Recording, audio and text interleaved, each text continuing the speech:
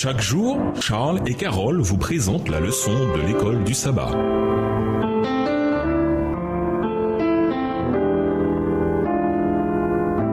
Bienvenue à votre émission Dieu nous parle. Voilà la leçon de mardi. Habitude numéro 3, employer son temps avec sagesse. Car nous sommes d'hier et nous ne savons rien, nos jours sous la terre ne sont qu'une ombre.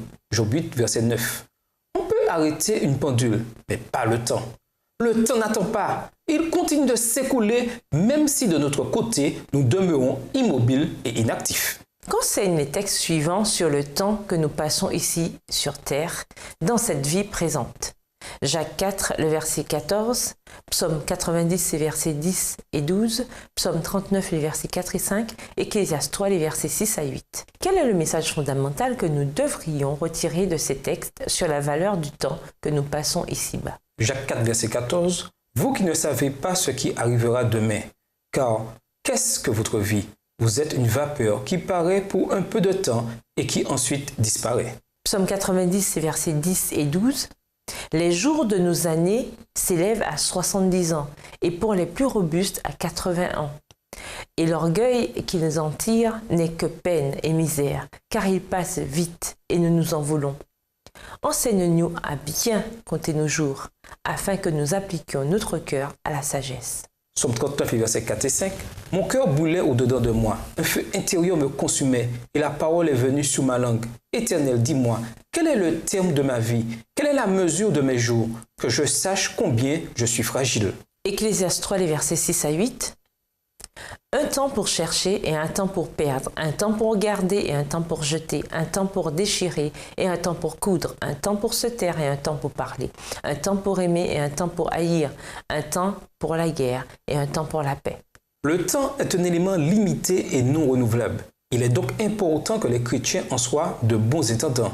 Nous devrions ainsi cultiver l'habitude d'employer le temps avec sagesse en nous focalisant sur ce qui est important dans cette vie et dans la vie à venir.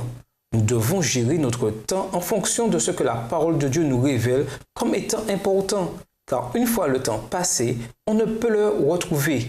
Si nous perdons de l'argent, nous pouvons le récupérer tôt ou tard, peut-être même avec des intérêts. Ce n'est pas le cas avec le temps. Un instant perdu est un moment perdu à jamais. On peut plus facilement remettre un œuf cassé dans sa coquille que l'on ne peut rattraper un seul instant passé. Le temps est ainsi l'un des biens les plus précieux que Dieu nous donne. Comme il est important que nous cultivions l'habitude d'utiliser au mieux chaque instant qui nous est donné. Notre temps appartient à Dieu et chacun de nos instants lui est dû. Nous sommes tenus de façon impérative d'en tirer le meilleur parti pour sa gloire. Il n'est aucun talent dont il nous demandera un compte aussi rigoureux que celui du temps. La valeur du temps est incalculable. Le Christ considérait chaque moment comme précieux, nous donnant en cela un exemple. La vie est trop brève pour être gaspillée et il nous reste bien peu de temps pour nous préparer en vue de l'éternité. Nous n'avons pas un instant à perdre, pas un instant à consacrer à des plaisirs égoïstes et aux jouissances du péché. Veillez donc avec soin à la façon dont vous vous comportez, que ce ne soit pas comme des fous, mais comme des sages. Rachetez le temps, car les jours sont mauvais. Éphésiens 5, versets 15 et 16. Que nous dit Paul ici et comment appliquer ces paroles à notre situation actuelle? Et nous vous laissons avec la question du jour.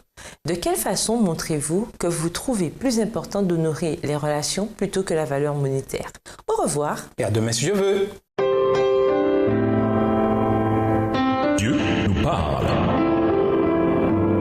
Chaque jour, Charles et Carole vous présentent la leçon de l'école du sabbat.